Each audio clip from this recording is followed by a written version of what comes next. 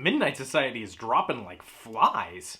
Hey everybody, Ryan Reed here, and today we're going to be talking about episode 5 of Are You Afraid of the Dark? Curse of the Shadows. Now, before we get into that episode, I did want to correct something I said in last week's episode, in episode 4. There was a moment where I talked about Gabby not having her cell phone when she got locked in the closet by the Shadow Man, and I was very confused by that. Like, why doesn't she just call somebody? Turns out I was wrong about that. After that video went up, I was told that the moment I missed when I was probably writing a note or something like that was when the Shadow Man took her phone and threw it in the garbage, and I just totally missed that. So that's my bad for not noticing that. It's a little thing, I left a comment about it on the video, but I just wanted to clarify that here at the beginning of this one. But now, let's jump into episode 5. Like the previous episodes, if you have not watched episode 5 yet, definitely check that out before coming back to this review, because there will be spoilers. Now, the episode opens with a moment where the Midnight Society is being chased by the Shadow Man. It feels like it's immediately after the events at the end of episode 4 where Jay gets taken. They have some really great moments, like they're all hiding at one point while the Shadow Man's like looking for them, and Seth is hidden behind this bush and the Shadow Man's really close, and Gabby throws a stone, and it's very, very much reminiscent of that trope you see 1,000 times where somebody throws a stone and the monster or the killer or whatever goes to, look at what it is, and the people get away. But here it doesn't work, and I really liked that, because I was like, I hope they don't fall into the same trope, and they don't. In fact, the Shadow Man continues to go look for Seth, but in that moment, Seth was able to get away. But then they have a scare. They follow that up with a scare that actually made me legitimately jump, which is Seth hiding behind this other bush, and all of a sudden the Shadow Man, moves all the shrubbery out of the way and is right there. And it was really effective. I talk about the scares in the show being effective, but that one in particular actually made me legitimately jump a little bit, which goes to show how well crafted the show actually is. And before the titles even open, it feels like all of our Midnight Society members are going to be taken.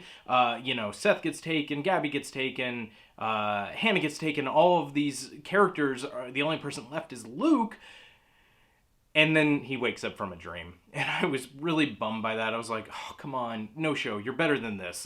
Is it gonna be like he thinks he's in a dream, but it's really Shadow Man messing with him or something? No, it was just a dream. They made it to Sardo's magic shop. It does kind of foreshadow what happens later in the episode when everybody except for Luke does get taken, which I thought was kind of weird, because I thought maybe they'd play it out a little bit similar to what Luke envisions, but instead it plays out totally different, completely unrelated to the dream, other than the fact that everyone gets taken. So I was a little bummed by that, but the sequence was effective, and the rest of the episode's really effective, so I can kind of forgive that and just be like, well, whatever. But I just feel like everybody at this point, even, a younger audience watching this, knows that cliche of, all right, it was all a dream. It's just a weird thing to still include in this day and age, even though it's been done thousands of times before. You think they'd just kind of change that up, but no, it's still there. That's okay, though. The rest of the episode is really solid, so if it's just this moment, it is what it is. Once they're in Sardo's magic shop, there's a great moment with him pouring them tea and, having the ability, the magic, the trick, the illusion to change what they're all drinking, which I thought was really cool. There's a really, really funny moment where Sardo, refers to Connor, the Shadow Man looking like Connor, as like a Backstreet Boy. I think he says specifically Nick Carter, and then he starts bitching. And so that was... that made me chuckle a lot, because I was like, at least somebody's pointing it out. Again, the show's really good about being aware of itself. We even get a little bit more Sardo character development here, which I really, really like. Of course, the actor has been fantastic. Ryan Beal, I believe his name is, has been great as Sardo, and he manages to hit all those beats, and his jokes always land, and we get to see a little bit of depth with him in that last episode. But this episode in particular, there's a moment where Luke points out, hey, you don't even like kids, why do you run a magic shop? And he goes, basically Sardo spells it out to him, I've been telling kids to stay away from those woods forever. Sardo's not against kids, he's just very jaded at this point, because he's telling kids, stay away from those woods. They go to the woods, and then he watches them essentially get cursed and then disappear. He basically says, you think I don't like kids? Try watching them all vanish. That's a really sad, really complex thing for this character to go through, and I love that they put that in there. I love what they're doing with this character. even to the point where they seemingly have killed him off. Now, it's a show on Nickelodeon, so whether that will stay is unclear, but they really seem to be doubling down on that. When he's taken by the Shadow Man and he tells them, oh, it's going to be a trap that, you know, they've set up for you. I thought, oh, we're falling into old Sardo territory here. He's, you know, going to be like the old Sardo where he's kind of cowardly. But no, he basically goes there with the Shadow Man for the Shadow Man to use as currency to get the Midnight Society out. But they kill him. The Shadow Man literally kills him, and he sacrifices his life, essentially, you know, as far as we know, and gives them a clue on how he can help them further by saying, always say goodbye, with a wink. They kill him, essentially, because he doesn't take him into the void of darkness, the dark house. Instead, he essentially drains all life out of him from the looks of it, and he's dead. He's dead there on the ground, which is heavy stuff for this show. And that always say goodbye comes back later when we realize that what he was telling Luke to do and telling the Midnight Society to do is to use a seance to summon him so he can talk to them. So again, we'll see if Sardo comes back in the next episode, the last episode, the finale, because I hope he does, because I'd really like to see this character again in further installments. That being said, for them to make a very bold move like this and not only kill the character, but then double down on the fact that yes, he's dead and we're going to use a seance to try and contact him was really surprising. I didn't expect the show to go that way, and so I'm curious to see how it all plays out. We also get a scene where they develop a trap on how to stop the Shadow Man using light refraction and prisms of light and stuff like that, which I thought, again, was a very clever way to handle this. It's a really smart twist on, you know, what they've already been doing, which is using flashlights and things of that nature. And obviously, we get the hint that maybe the lighthouse will come into play like that later on. This also leads to another great scene in the magic shop where basically Sardo is giving them items, and just seeing him kind of interact with these characters is really enjoyable. It's just so great. That's why, again, I was really shocked they killed him off, because they've made him a really well-rounded character. And seeing him talk with Seth, and again, we see that Seth kind of looks up to Sardo, and him being like, talking about the everlasting flame, you know, being like, I'm not gonna, you're already dealing with enough. You're not gonna mess with fire, too. And seeing Sardo kind of keep these characters' safety in mind is really cool. I really dig that. There's a scene where Connor, the Shadow Man, goes to their all the Midnight Society's parents and tells them exactly what's going on, and so we kind of see how all the parents react to the Midnight Society members having been missing and gone, and, you know, skipping school and all that stuff. Some of the scenes are really effective, some of them are less so. I think the scene with Gabby and her mom is really gut-wrenching. If you've ever kind of had that moment, you know, growing up where suddenly you've disappointed a parent, I think that scene plays out incredibly well. The scene that didn't quite work for me was Luke and his dad, and I think that's because they're still kind of trying to make the dad this, like, goofy sort of character, which I think works in the early episode scenes where they have, like, a good relationship going on. But once he's trying to, like, punish Luke for sneaking out and he's trying to ground him, the scene kind of plays weird when they're still kind of throwing jokes in, like, you know, he's like this is canceled and this is canceled, and this weird thing, whatever this is over here, this is canceled, and it's like, I don't know, this scene doesn't work, especially juxtaposed against the scene that we see right after that, which is the scene with Gabby and her mom. Also seeing the Midnight Society initiate Seth into the group was really, really, really well done. Obviously, they have a different ritual, again, from the original Midnight Society, but I liked it a lot better than the ritual they introduced in Carnival of Doom, where they were all, like, wearing masks and, like, carrying torches and stuff like that, if I'm remembering it correctly. Here, it felt different than the original series, but it felt more in line with what the Midnight Society would probably do. They say, like, a little thing about the darkness and they flash their lights up in the air.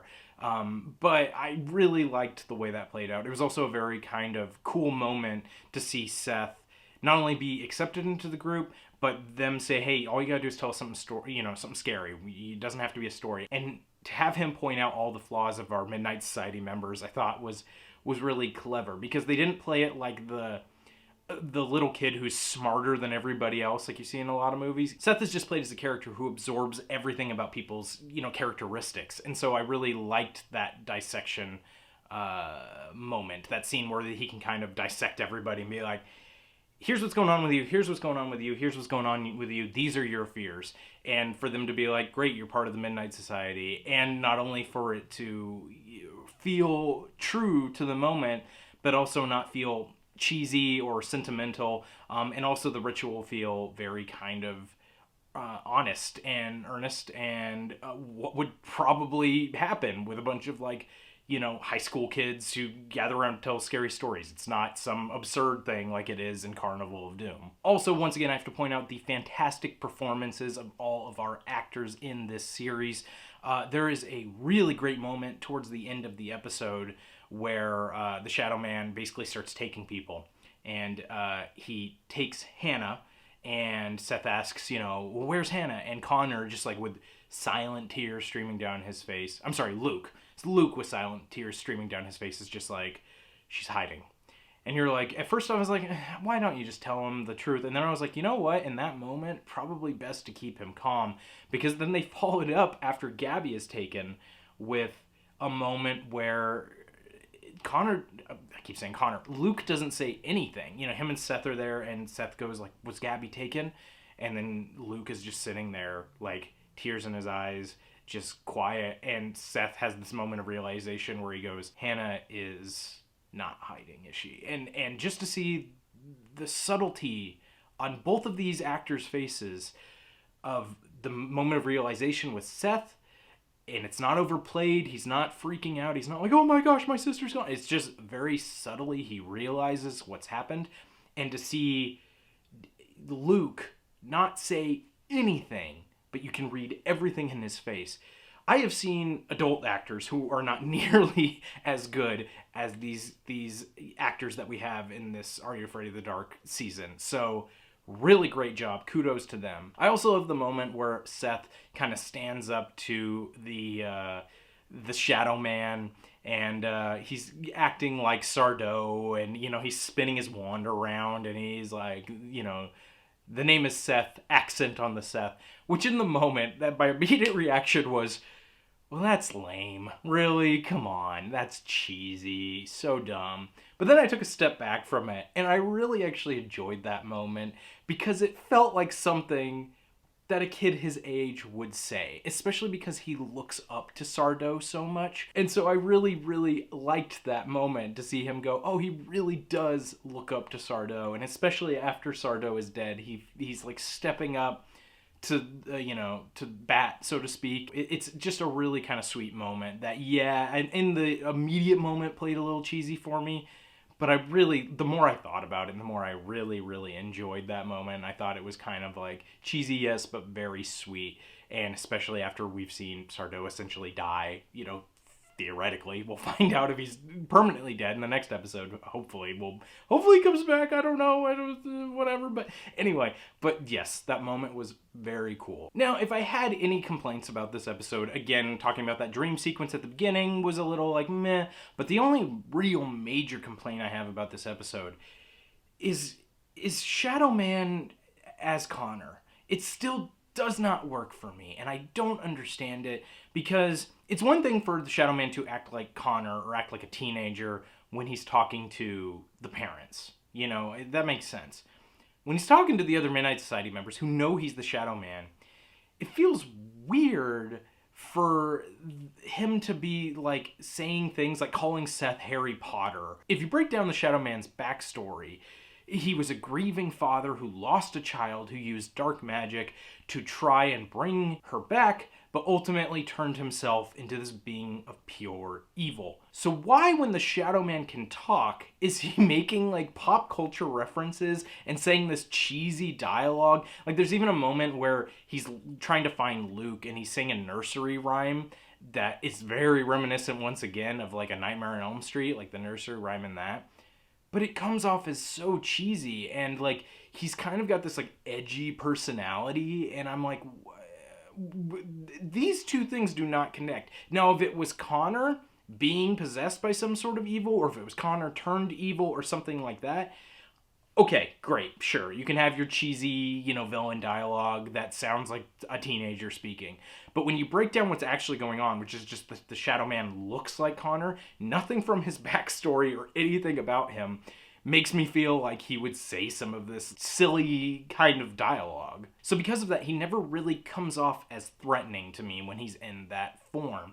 And it takes some of the power away from the Shadow Man. Again, this is something I talked about last episode, but I feel like they really doubled down on it here, especially because when the Shadow Man's in his regular form, he doesn't talk. We don't hear him say anything, and so for him to suddenly be like, well, now I look like Connor, so now I'm going to have all this dialogue and say all this cheesy stuff, and it does not work. That being said, the rest of the episode is so good. Like all of these episodes, I can forgive it. You gotta look at the series as a whole. And so far, the series as a whole has been fantastic. But again, that's my opinion. Let me know. Does, spooky, scary Connor work for you? Or are you kind of in my camp where you're like, this is not completely effective. But I am looking forward to what comes next. We have one episode left of Curse of the Shadows. I really hope this season has done really well for Nickelodeon because I really want to see a season 3. And I just want to see them. I'm hoping they get better and better and better as they go.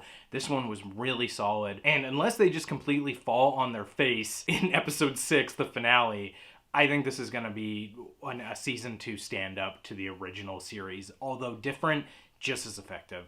And I'm really, really happy to say that. But until next week, you can check out some of the other things I have on my channel. I've got all kinds of reviews. I've got more Are You Afraid of the Dark reviews, of course, from this season as well as last season. Plus, I have Fright Films, which is my horror movie analytical show. I've done all kinds of Nickelodeon stuff on that. Zeke the Plumber, Hey Arnold, Crybaby Lane, all kinds of Nickelodeon shows and kind of creepy movies as well, old horror movies, newer horror movies, all kinds of stuff. Check that show out. Also check out some of my artwork videos where I draw creepy, weird versions of Nickelodeon characters, all kinds of things here. If you want to see stuff like that, please subscribe to the channel. It really, really helps me out. And like this video if you want to see more. And I will see you guys next time.